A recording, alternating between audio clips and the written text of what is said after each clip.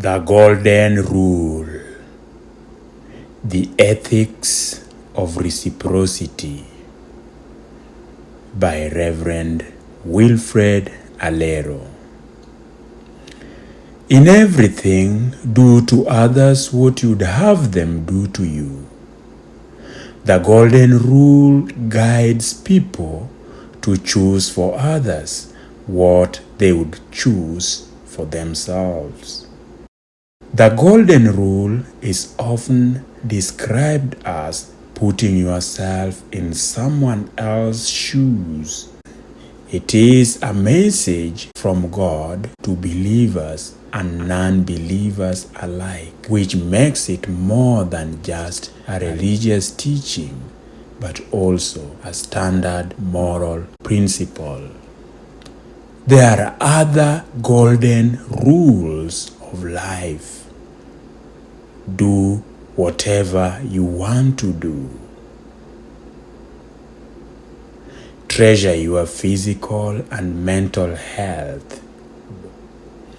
Be honest with yourself and take good care of yourself. Adapt two personalities, creativity and persistence. Be kind to others and yourself. Learn good habits from everyone you meet and move fearlessly with positivity. But the Golden Rule, do to others what you would have them do to you, as taught in Christian faith by Jesus in one of his teachings in the Sermon on the Mountain, is the one that we will explore today, and it is also taught by other religions. Do not offend others as you would not want to be offended. None of you are true believers until you love for your brother what you love for yourself. What is hateful to you, do not do to your neighbor. This is the whole Torah. All the rest is commentary. Zhu Kung asked, is there one word which can serve as the guiding principle for conduct throughout life? Confucius said, it is the word altruism. Do not do to others what you do not want them to do to you. I am a stranger to no one, and no one is a stranger to me. Indeed, I am a friend to all. Regard your neighbor's gain as your own gain, and your neighbor's loss as your own loss. One should treat all creatures in the world as one would like to be treated. We are much alive as we keep the earth alive. When considering the Golden Rule as Jesus taught, two prominent features stand out. His lengthy extension of the rule beyond reciprocity, the considerable breadth of its application as a moral searchlight. Beyond reciprocity, in matters pertaining to protection of life, property, and certain rights, the law of Moses was very firm, an eye for an eye. This meant justice, not vengeance. Have you imagined what the world would look like today with this law? Of course, everyone would be blind. This may be one of the reasons Jesus came up with this new teaching, that it's not about the law and vengeance, but grace and justice. It's about our reciprocal intent within our cultures and religions. As we practice the golden rule in Jesus' teaching, we demonstrate a lengthy extension beyond reciprocity or mutual exchange.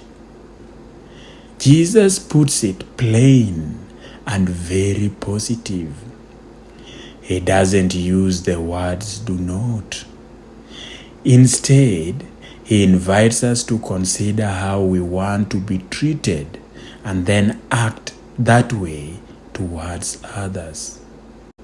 Beyond restraint, he positively invites us to proactively consider, then do that which benefits another. Moreover, a common form of reciprocity is that we do favors in expectation of receiving favors in return, and that we should repay favors previously received. Though Jesus makes clear that the principle of justice is not dismissed in his teaching us to turn the other cheek and love our enemies, he plainly asks that our goodwill not be restricted to returning favors. In this context, application of the golden rule is no longer tethered to an exchange, but rather approximates God's love. Jesus connects the rule with his preceding theme: ask and it shall be given you, knock and it shall be opened unto you. Connecting requests for divine assistance with the golden rule may infer that living the golden rule qualifies us to worthily ask and receive. This is supported by Jesus' earlier teaching that if we want to be forgiven, we must forgive. And how we judge others is how we will be judged.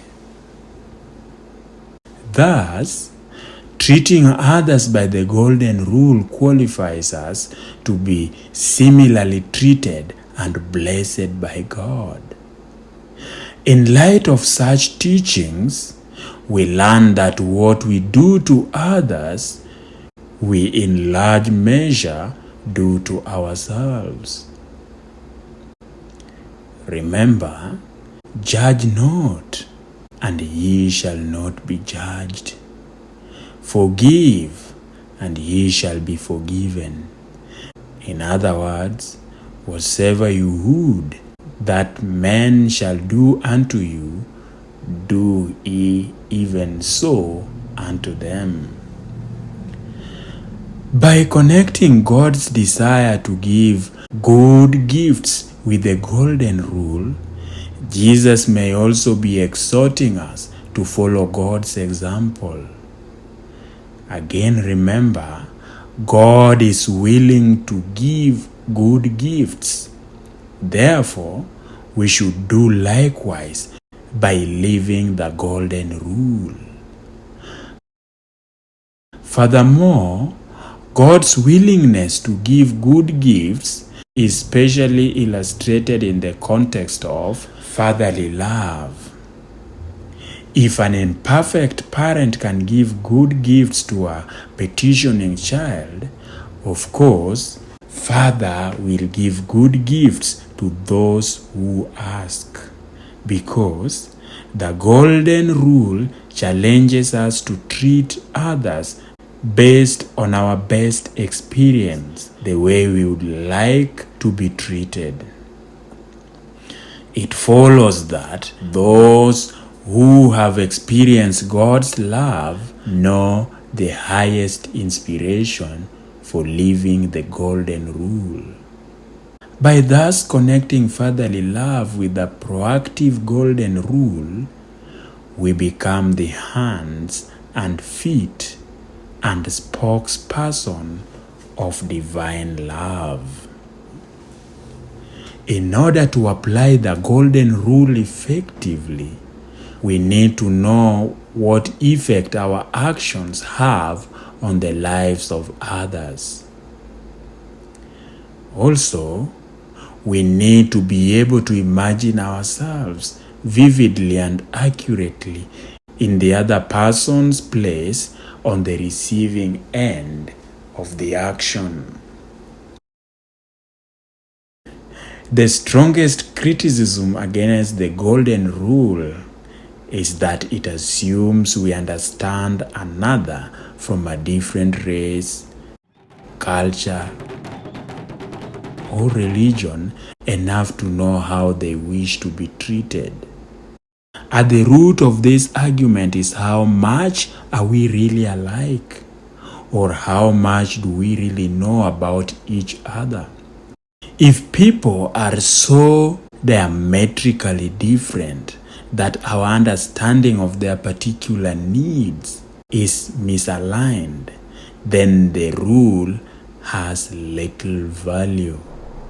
However, as a member of the church, we accept the fatherhood of God and brotherhood of mankind, and we join our collective voices to a large chorus that similarly assumes a common humanity. Such recognition conveys nearness, similarity of basic needs, and recognition that we are alike in a significant way. Yet, while we want to be treated with due regards for those things we have in common, we also want to be treated with due regard for those things that are unique to us, because the golden rule covers both. It reminds us to recognize not only our similarities, but also our differences. This can be a real challenge because of our experience gap. Not having experienced the same thing as another, how can I imaginatively put myself in their shoes? And if my experience cannot approximate theirs, how can I fully apply the golden rule? Even without a shared experience, there are a number of ways that we can gain knowledge about the experience of others that will enable us to meaningfully apply the golden rule. Knowledge of good and evil. With few exceptions, all people possess a degree of knowledge necessary to apply the golden rule. From the beginning, humankind was given the godly attribute to know good and evil. The light of Christ is as universal as sunlight itself. It is the sponsor of everything that is good. It is the inspirer of everything that will bless and benefit mankind. It nourishes goodness itself. Jesus calls us to employ them in our interaction with others. Amen.